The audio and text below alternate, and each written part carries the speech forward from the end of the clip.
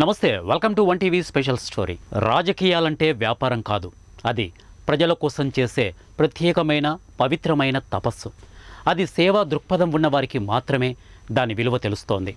అలాంటి వారే రాజకీయాల్లో రాణిస్తారని, వారే ప్రజల గుండెల్లో చిరస్థాయిగా నిలిచిపోతారని నిరూపించిన మహానేత వైఎస్ రాజశేఖర్ రెడ్డి. ప్రజల హృదయాల్లో శాశ్వతంగా గూడు కట్టుకున్న ఆయన జ్ఞాపకాలు ఎప్పటికీ గుర్తుండిపోతాయి.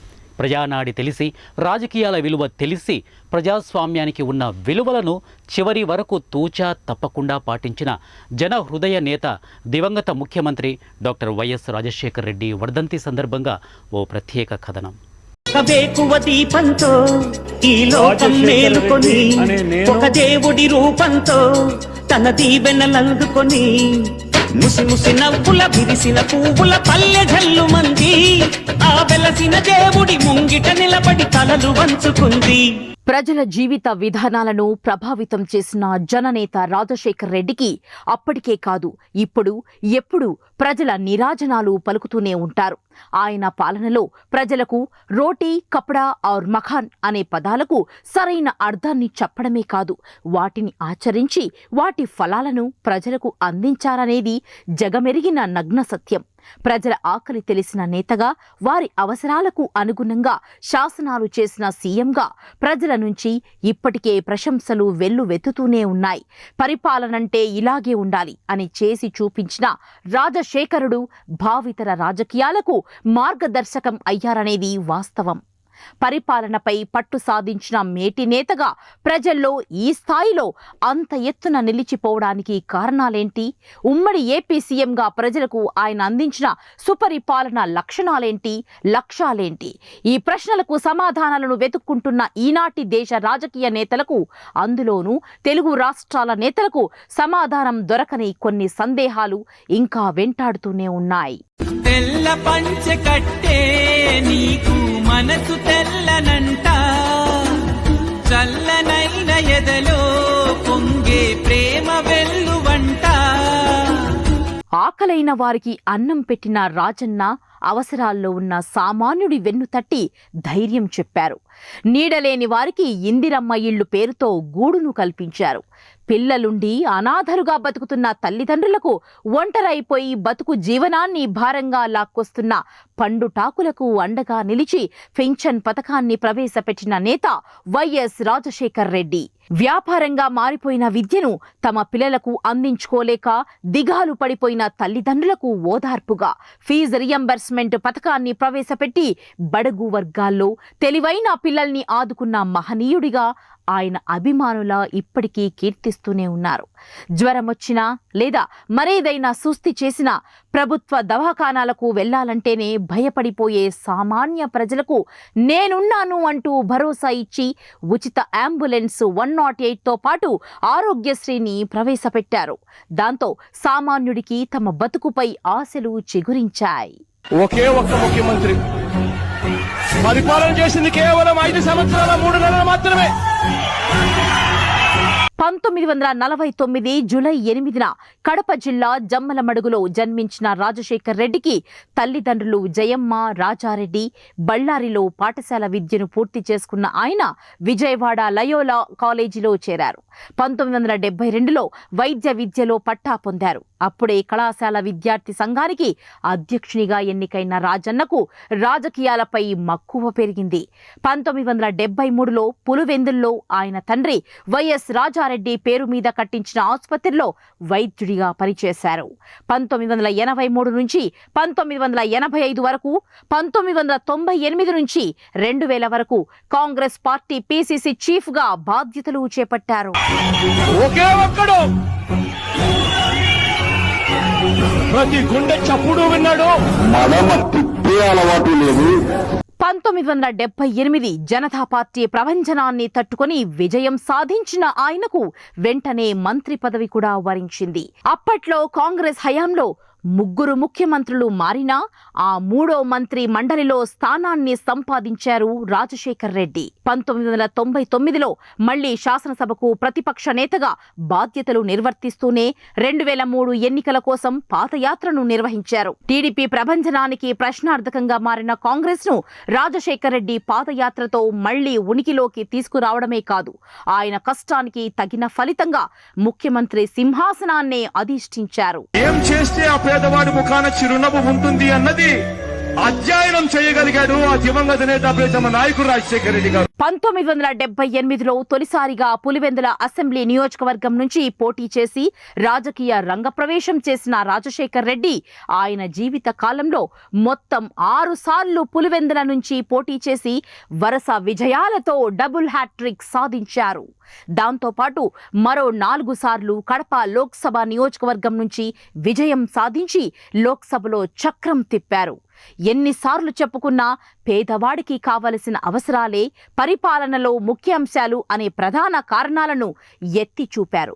దాంతోపాటు గత కాంగ్రెస్ ప్రభుత్వ పాలనా కాలంలో ముఖ్యమంత్రులుగా వెలకపెట్టిన చాలా మంది కాంగ్రెస్ నేతల్లో ఉన్న నిర్లక్ష్యాన్ని ఎత్తి చూపారు.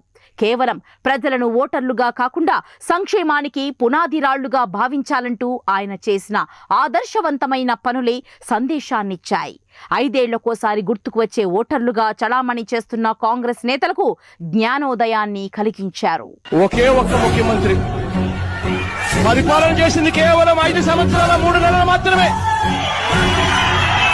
ఇక ఆయన మానసపుత్రిక రచ్చబండలోనూ అనేక విషయాలను ప్రజల నుంచి తెలుసుకొని ఏ మేరకు సంక్షేమ పథకాలను అమలు ఎలా చేయాలనే వ్యూహాలను రచించారు. చివరకు అదే ఆయన పాలిట మృత్యు దేవతగా మారుతుందని ఎవరూ ఊహించలేకపోయారు. అది 2009 సెప్టెంబర్ 2 ఆదివారం. రాష్ట్రంలో తీవ్రంగా వర్షాలు పడుతున్న కాలం. ఓవైపు దట్టమైన కారు మేఘాలు ఆకాశంలో కమ్ముకున్నాయి. ఆ రాకాసి మేఘాలనే క్యూములో నింబస్ మేఘాలని కూడా అంటారు. అప్పటికే భారీ వర్షాలకు అతలాకుతలమవుతున్న ఉమ్మడి ఏపీలో తన మానసపుత్రిక రచ్చబండ కార్యక్రమానికి ప్రయాణమైన వైఎస్ఆర్కు ఎక్కడో ఏదో అనుమానాన్ని రేకెత్తించింది ఆయన 6th సెన్స్. అయినా అవన్నీ పెద్దగా పట్టించుకోనవసరం లేదనుకున్నారు. రాజశేఖరయ్యా మీరు లేరనే నిజం నమ్మమే రాజశేఖరయ్యా. చిత్తూరు జిల్లాలో ఏర్పాటు చేసిన రచ్చబండ కార్యక్రమానికి హెలికాప్టర్లో వెళ్లడానికి సిద్ధమయ్యారు వైఎస్ఆర్. మరోవైపు ఆకాశం నలువైపులా కమ్ముకున్న కారు మేఘాలు నిజంగానే మృత్యుఘోషను తలపిస్తున్నాయి. ఉరుములు మేఘాలతో ఆకాశం అల్లకల్లోలంగా ఉంది. ఆకాశంలో అప్పటికీ కొనసాగుతున్న అల్లకల్లోలం గురించి అధికారులు సీఎం వైఎస్ఆర్కు తెలియచేశారు.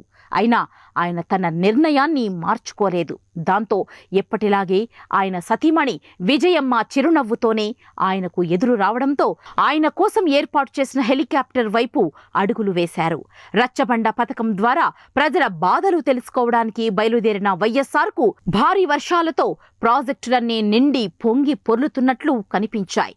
జలయజ్ఞంతో ఏర్పడిన భారీ వర్షాలకు వాగులు వంకలు ఏరులై పారుతున్న వైనాన్ని చూసిన ఆయన ఆనందాన్ని వ్యక్తం చేసినట్లు సన్నిహిత అధిక్కడో ఏదో అనుమానం, తెలియని మనోవ్యధ, ఇంకా చెప్పాలంటే ఏదో కీడు జరగబోతున్నట్లు ఆయన 6th సెన్స్ హెచ్చరిస్తూనే ఉంది. ఎన్నడూ లేనిది హెలికాప్టర్ వద్ద పలువురు అధికారులు, సెక్యూరిటీ సిబ్బంది ఆయనతో పాటు ఫోటోలు దిగారు. హెలికాప్టర్ ఎక్కుతూనే ఆయన గమనించిన ఓ విషయాన్ని అక్కడి అధికారులతో పంచుకున్నారు. ఆయన ప్రయాణిస్తున్న హెలికాప్టర్ పాతదిగా ఉన్నట్లు ఆయన గమనించారు. అదే విషయాన్ని ఆయన అధికారులను అడిగినట్లు తెలుస్తోంది. మరోవైపు తమ ప్రియతమ నేత రాక కోసం చిత్తూరులో ప్రజలు ఆతృతగా ఎదురుచూస్తున్నారు. ఉదయం 10:30 హెలికాప్టర్ అక్కడ ల్యాండ్ అవ్వాల్సి ఉంది. కానీ ఇంతలోనే పిడుగులాంటి వార్త. ముఖ్యమంత్రి వైఎస్ఆర్ ప్రయాణిస్తున్న హెలికాప్టర్కు 9:35 ఏటీసీతో సంబంధాలు తెగిపోయాయి. ఆయన ఆచూకీ కోసం గాలింపు చర్యలు మొదలుపెట్టారు అధికారులు. గంటలు గడుస్తున్న కొద్దీ రాష్ట్రంలో తెలుగోడి గుండె లయ తప్పింది. సుమారు 12 గంటల తర్వాత ఆయన ప్రయాణిస్తున్న హెలికాప్టర్ ప్రమాదానికి గురైనట్లు అధికారులు ప్రకటించారు. దాంతో అందరిలోనూ తీవ్ర 25 గంటల తర్వాత ప్రమాదానికి గురైన హెలికాప్టర్ ఆనవాళ్లు లభించాయి. రుద్రకొండ, కర్నూలు, ప్రకాశం జిల్లా సరిహద్దుల్లో ఆత్మకూరు, వెలుగోడుకు సమీపంలోని నల్లమల అడవుల్లో హెలికాప్టర్ కుప్పకూలిపోయినట్లు అధికారులు కనుగొన్నారు. ప్రమాదంలో వైఎస్తో పాటు మొత్తం 5 అధికారులు కూడా మృతి చెందారు. మహానేత ఆనవాళ్లు కూడా లేకుండా శరీరం తునాతునకలైపోవడంతో వైఎస్ఆర్ అభిమానుల విషాదానికి అంతు లేకుండా పోయింది. రోదనలతో, ఆవేదనలతో రాష్ట్రం చీకటిమయాన్ని తలపించింది. తమ అభిమాన నేత మరణాన్ని తట్టుకోలేక రాష్ట్రంలో చాలా మందికి పైగా గుండెలు ఆగిపోయాయి. మహానేత మరణాన్ని జీర్ణించుకోలేక మరో కొంతమంది ఆత్మహత్య చేసుకున్నారు. దగ్గరలోనే ఉన్నాం మా వైఎస్ రాజశేఖర రెడ్డి దగ్గర. మాకు ఆయన చనిపోవాలి, ఆయన మా గుండెల్లో ఉన్నాడు.